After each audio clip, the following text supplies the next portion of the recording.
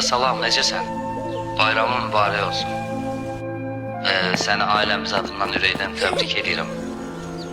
Bağışla ki, özümüz gəlib səni təbrik edə bilmədik. Bu ay məzuniyyətə çıxa bilmədim, işlərim biraz çoxdur. Çox darıxmışım sənin üçün.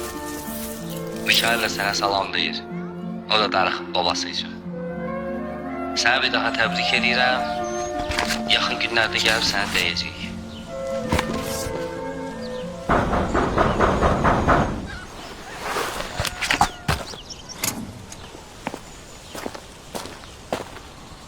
Kim lazım? Firuz müəllim, Bəli. bu sizə çatacaq.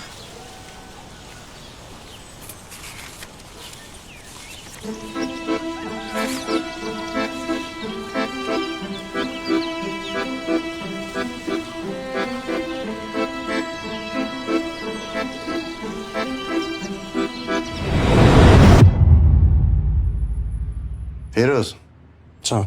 mən hər şeyi yaxşı başa düşürəm. Uşaqdılar, yeni yetmədilər, gözəl başa düşürəm. Amma hər şeyin bir həddi hüdudu olmalıdır, yoxsa yox. Gah kalbasa, gah marojna. Vay. İndi də qarpız, özü də ikisini birdən. 3 dənəydi qarpız. Hələ biz bunun dilinə bax. Hələ mən az deyirəm. Qarpızlar neyinirdiniz ki? Dənizə aparmaq istədik. Mən də neçə vaxtı deyirəm, kim doğrayanlar. De bunlar. Tut bunları aformitlər. Şantaj olmuşdum ki, polisdə adamın şəklini çəkirlər. Polis əmi, bizim şəklimizi çəkəcəksiniz. Sakit otur, sakit otur. Sən çıx bu ayda valideynlərin yanında gözlə. Gəlin bir iki kəlmə danışaq. Nə oldu?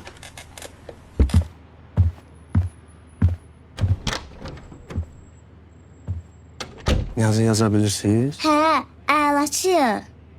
Hətta. Nə yazaq? Deməli belə. Yazın.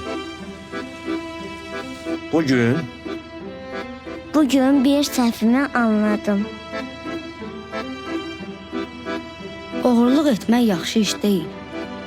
uşaqların yanında elə danışırsan ki, ərzə yazmışam, Bəs nə danışmalıyım? şikayət eləmişəm. Nə olsun yazmısan? Uşaqlar da. Sən özün uşaq olmamısan, ha? Mən belə uşaq olmamışam. Bugün qarpız oğrayan uşaq sabah ban yarar. Sən ki özün məni yaxşı tanıyırsan. İşte orasındadır ki, mən səni çox yaxşı tanıyırım. Ayıbdır. Gedər zəri yer götür, mən özüm uşaqları tənbih edəcəm. Bir də dükkanda ol, özüm gəlib səni deyəcəm. Yaxşı? Oldu.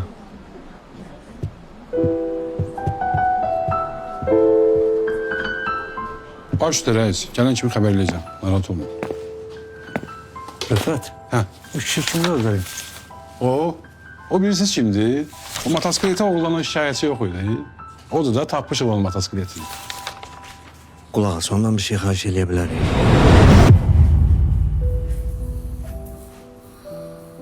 Xoşunuza gəldi bura? Hı?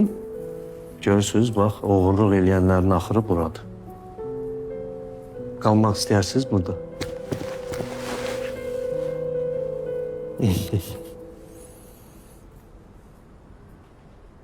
Onda gedək. Bir durna tek mən yoldayam, sen kaldın elleriyle. Mən nəğmə tek ucalmışam, sen kaldın gülleriyle. Saralsana sonbahar dökülse de yarpaqlar, sen beni gözləyəsən. Ey mənim gözəl yarım, hər gecəmə sizi sen beni dinləyəsən. Gəlin içəri.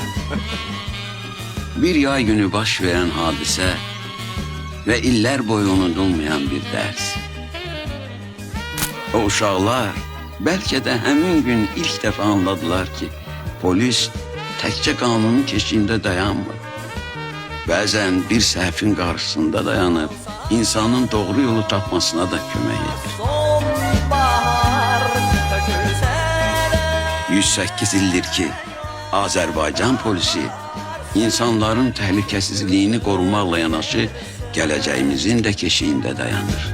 Ey benim güzel yarım, Bayramınız mübarək.